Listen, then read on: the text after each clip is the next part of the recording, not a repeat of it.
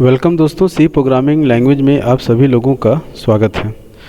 इस ट्यूटोरियल में सी के आज हम प्रोग्रामिंग के 18th, 19, 20 और बाकी के प्रोग्राम की स्टडी करेंगे। और इसके पहले हम लोगों ने पहले से ही 2 वीडियो देख लिया है और बाकी के जितने 1 से लेकर 17 तक के क्वेश्चंस हैं हम लोगों ने इसको प्रॉब्लम्स को बना भी लिया है। और अब इस प्रोग्राम की तरफ बढ़ते हैं और 18 नंबर बोल रहा है write a program to accept a number in decimal and print in a number of octal and decimal. अब देखिए डियर, इस तरह के प्रॉब्लम को सॉल्व करने के लिए आपको टाइप कास्टिंग के बारे में पता होना चाहिए कि टाइप कास्ट क्या होता है और इसको कैसे हम यूज़ करेंगे। बेसिकली टाइप कास्ट जो होती है इसका सेंस ये होता है कि to convert one data type into another data type. इस पर हम एक डेडिकेटेड वीडियो बनाएंगे क्योंकि हम प्रोग्रामिंग चल रहे हैं तो हम आपको पूरी तरह से टाइप कास्टिंग के बारे में नहीं बताएंगे। बट आप ये समझिए कि अगर एक डेटा टाइप से दूसरे डेटा टाइप में वैल्यू को चेंज करना हो तो हमें टाइप कास्टिंग का इस्तेमाल करना होता है। To convert your data type one into another data type, तो इसे हम लोग कहते हैं टाइप कास्टिंग। अब इस क्वेश्चन को अगर हम देखें तो यहाँ पर कह रहा है नंबर में लेने को कोई भी नंबर जो है डेसिमल में होगा और उसे कन्वर्ट करना है ऑक्टल और हेक्साडेसिमल में। तो जैसा कि ऑक्टल का जो टाइप कास्ट होता है, ऑक्टल के लिए हम लोग यूज़ करते हैं कन्वर्जन स्पेसिफिकेशन और वो है हमारा %O। और हेक्साडेसिमल के लिए जो हम यूज़ करते हैं वो होता है %X। डेसिमल के लिए, सॉरी देखिए हम मिस्टेक हो रहा है, हेक्साडेसिमल के लिए हम यूज़ करते हैं %X का। तो चलिए, तो हमें पता चल गया कि जो कन्वर्जन स्पेसिफिकेशन होती है हेक्साडेसिमल के लिए आप %X यूज़ करोगे और ऑक्टल के लिए O यूज़ करोगे। आइए इसको प्रोग्राम के थ्रू बनाने का कोशिश करते हैं और देखते हैं कि हम इसे प्रोग्राम में कैसे बना सकते हैं।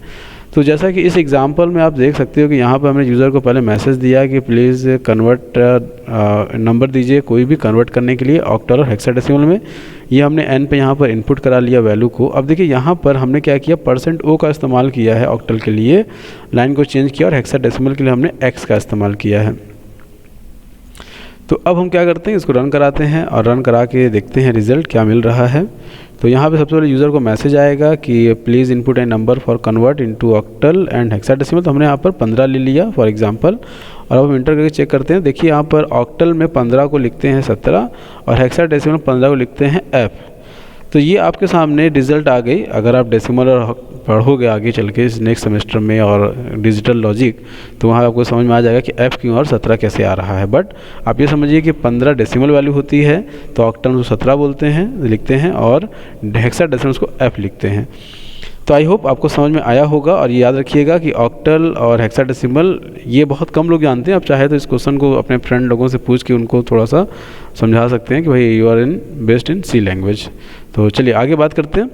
क्वेश्चन नंबर 19 चलते हैं। यहाँ पे write a program to accept principal rate and number of years and find out simple interest. Simple सा प्रोग्राम है, सिंपल इंटरेस्ट निकालना। और सिंपल इंटरेस्ट का फार्मूला जो हमें सभी लोगों को पता, हम लोग सभी लोग पढ़ते आ रहे हैं 5, 6, 7 से, कि SI is equal to P into R into T upon 100। तो बिल्कुल अब यहाँ पे हम देख सकते हैं कि नंबर ऑफ़ वेरिएबल्स क्या होंगे। तो वेरिएबल पता चल गया हमें फार्मूले से देखकर कि SI होगा, P होगा, R होगा और T होगा। अच्छा, इनपुट भी पता चल गया देखकर, क्योंकि इक्वल टू के दाएं साइड पर जो होता है वही हमारा इनपुट होता है। तो इनपुट हमारा P होगा, R होगा एंड T होगा। तो चलिए, हमें वेरिएबल पता चल गया, इनपुट भी क्या लेना पता चल गया। तो फटाफट अब हम प्रोग्राम बनाते हैं। तो यहाँ पर हमने लिख दिया हैश इंक्लूड, क्योंकि सी की प्रोग्रामिंग हैश इंक्लूड से करेंगे। तो हैश इंक्लूड stdio.h। देन इसके बाद जो है, जस्ट मिनट, इस प्रोग्राम को भी हम लोग यहाँ पर नोट डाउन कर लें, ज़्यादा बेहतर होगा, वरना होगा ये कि फिर छूट जाएगा। तो इसलिए हम इसको पहले यहाँ लिख लेते हैं। हाँ जी, चलिए ये मैंने लिख लिया। अब बढ़ते हैं प्रोग्रामिंग की तरफ, अपने नेक्स्ट प्रोग्राम की तरफ। तो यहाँ पे हैश इंक्लूड हो गया। देन उसके बाद हम यूज़ करेंगे वॉइड मेन का, वॉइड मेन, और ये कर्ली ब्रेसेस ओपन हो गया। अब यहाँ पे हम अपने वेरिएबल को डिक्लेयर करेंगे इन टर्म्स ऑफ इंटीजर या फ्लोट। तो फ्लोट ले लेते हैं, ज़्यादा बेहतर रहेगा। तो फ्लोट सिंपल इंटरेस्ट हो गया।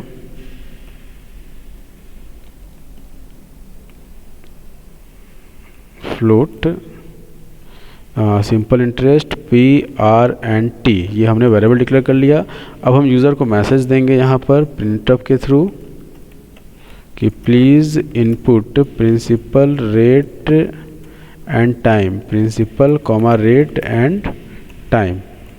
चलिए हमने यूज़र को यहाँ मैसेज दे दिया। अब हम क्या करेंगे, स्कैन कराएंगे। तो चलिए स्कैन कराते हैं। तो स्कैनफ लिखा, %d, ये हमने m% लगा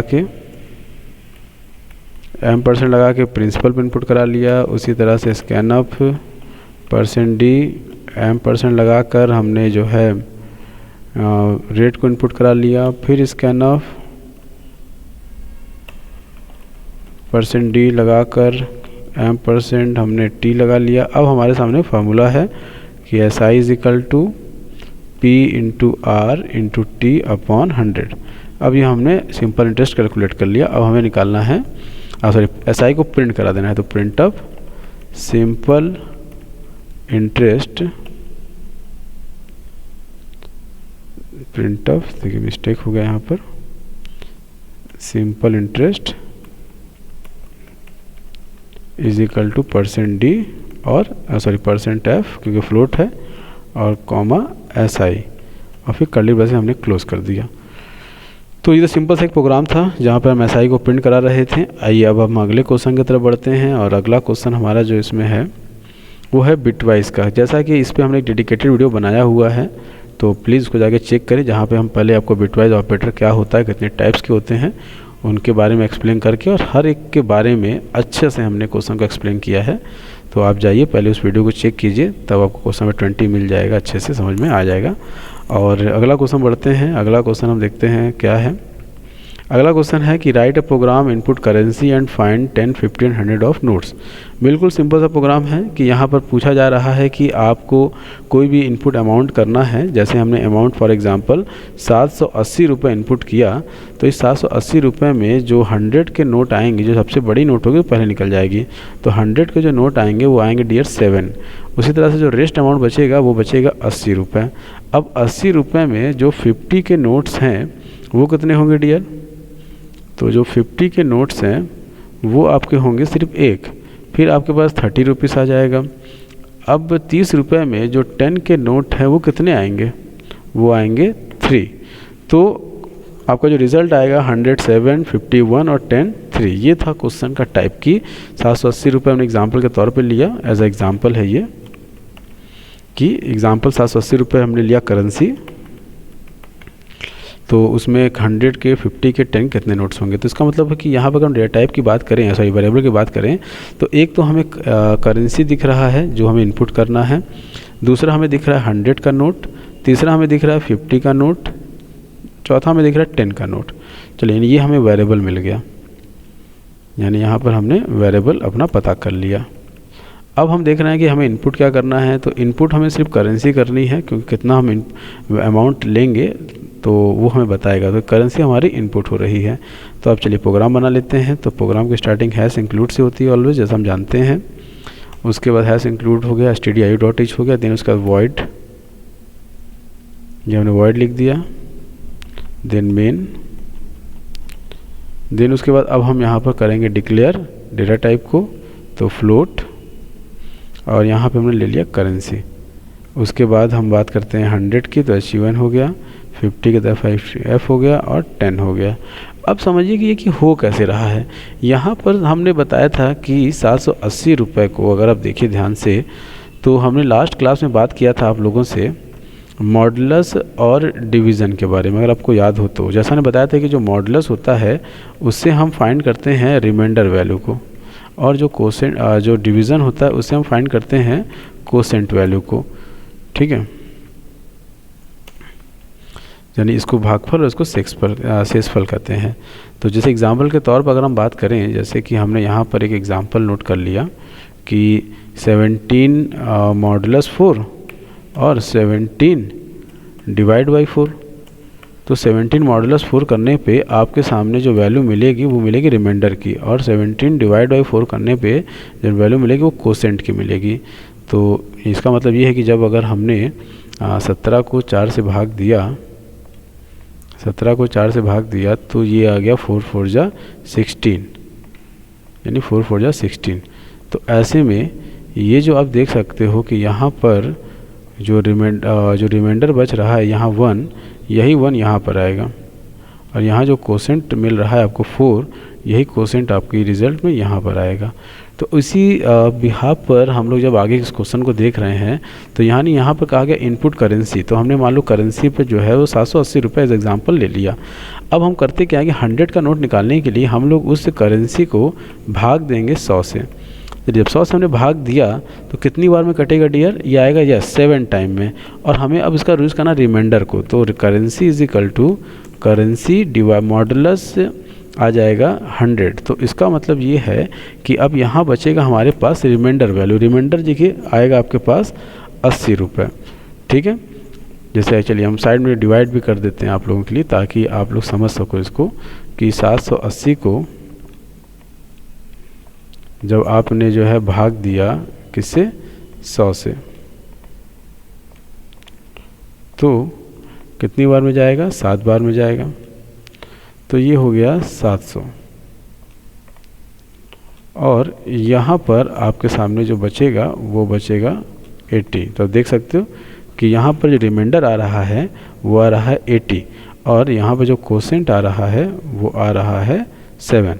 अब क्या करते हैं कि हम अगेन नंबर ऑफ 50 के नोट निकालने हैं, तो F is equal to currency divided by 50। ठीक है, और साथ साथ हमें निकालना है उसका रिमाइंडर वैल्यू भी, तो 50 से फिर हम डिवाइड कर लेते हैं। तो आइए अब बात करते हैं दोनों को डिवाइड करके क्या मिल रहा है। तो जब हमने 80 रुपीज़ को 50 से डिवाइड किया तो ये कितनी बार में जाएगा डियर, एक बार में, क्योंकि 2 टाइम में तो बड़ा हो जाएगा। तो यहाँ पे आ गया 50। तो इसका मतलब ये है कि यहाँ पर बचेगा आपके सामने 30। तो ये रिमाइंडर वैल्यू है। तो रिमाइंडर वैल्यू देखिए यहाँ पर जो है, सॉरी देखिए इस जगह मिस्टेक हुई हमारी, ये यहाँ इस जगह पर आपके सामने currency is equal to currency modulus 50। तो जैसा कि आप देख सकते हो कि ऊपर जो है यानी इस जगह पे करेंसी डिवाइड बाई 50 में डिवीज़न लगा हुआ है, तो इसका मतलब यहाँ पर आ जाएगा कोसेंट जो आपका 1 है, और यहाँ रिमाइंडर बचेगा जो आपका 30 है। अब हमने कहा कि आपको 10 के नोट्स निकालने हैं, तो इसका मतलब ये है कि अब हम करते क्या है कि उस 10 के नोट निकालने के लिए 10 इज इक्वल टू करेंसी को डिवाइड करेंगे 10 से। ठीक है, तो चलिए अब डिवाइड करते हैं करेंसी को 10 से। तो उस क्रम में जब देख रहे हैं, जब हमने इसको 10 से डिवाइड किया तो अब यहाँ पर ये जाएगा 3 टाइम में, और आपके सामने जो रिज़ल्ट आएगा वो आएगा 0। मतलब जो कोसेंट जहाँ डिवीज़न लगा होने की वजह से जो रिज़ल्ट आएगा वो आएगा 3। तो देख सकते हैं कि 100 में 7 नोट्स हैं, 50 के 1 नोट्स हैं और 10 के 3 नोट्स हैं। अब इसी लॉजिक को हम अपने प्रोग्राम में यूज़ करते हैं, और आइए देखते हैं कैसे बनाएंगे। तो यहाँ पर हमने क्या किया कि अब वेरिएबल डिक्लेयर हो गया, तो अब हम यहाँ पर प्रोग्राम बनाते हैं। हैश इंक्लूड, देखिए यहाँ तक मैंने लिख दिया था। अब हम क्या करेंगे कि सॉरी यहाँ इंटीजर होगा हमारा, इंटीजर।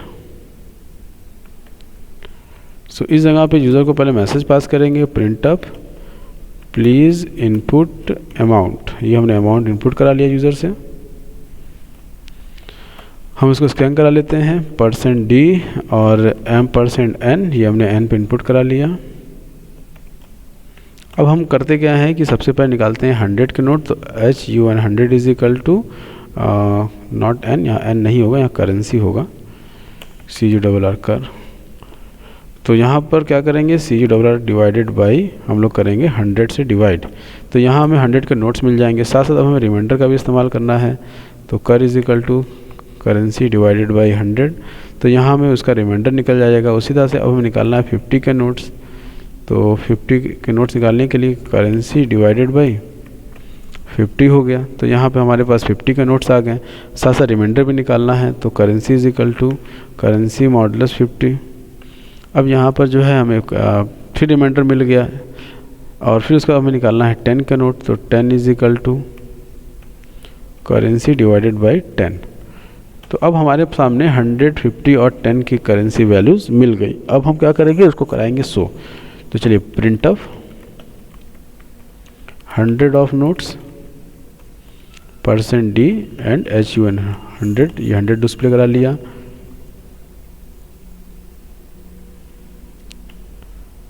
उसी तरह से जो है अब हमें प्रिंट कराना है 50 के नोट्स को, तो प्रिंट अप करा लिया। 50 of notes is equal to % D FIF, ये 50 के नोट्स आ गए। उसी तरह से जो हमें 10 के नोट निकालने लेंगे, 10 ऑफ नोट्स % D हो गया और यहाँ पे कॉमा 10, ये 10 की वैल्यू प्रिंट हो गई और कर्ली ब्रेसेस क्लोज। तो डियर ये था basic programme in C language for beginner, ये बिगनर लेवल पे हम लोगों ने देखा। अब इसी तरह से टॉपिक हमारा चेंज होगा नेक्स्ट वीडियो में, और ऐसे करते हुए हम लोग अब सीख के जितने भी वेरिएशन के प्रोग्राम बन सकते हैं इजी टू हार्डेस्ट, हर लेवल पर हम लोग जाके प्रोग्राम को बनाएंगे और धीरे धीरे करते हुए हम लोग क्या करेंगे कि प्रोग्रामिंग पर अच्छी पकड़ बनाएंगे। अगर यहाँ तक अपने वीडियो को देख रहे हैं तो प्लीज़ चैनल को सब्सक्राइब जरूर कर लें, ताकि इसी तरह की क्वालिटीफुल वीडियो आप लोग को मिले। आप लोग अपना ध्यान रखिए, परिवार ध्यान रखिए। फिर मिलेंगे नेक्स्ट क्लास में। Thank you.